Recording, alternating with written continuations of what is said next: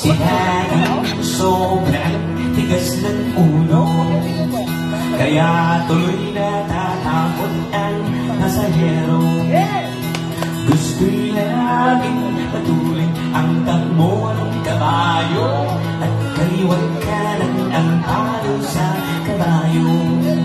Unakan ko natas pasero, huwag paluin ng paluin ang kabayo. Pag ang kabayo'y nalito, hindi naman pero punto mo ay sementeryo.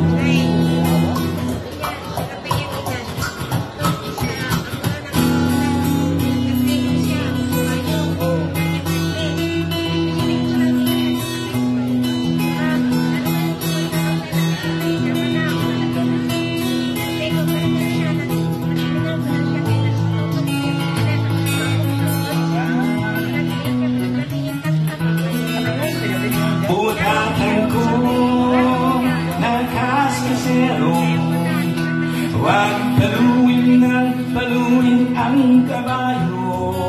Pag ang kabayo'y narito, hindi naman pero ang punto mo ay sementeryo. Utatan ko nakas kasero, huwag paluin ng paluin ang kabayo. Pag ang kabayo'y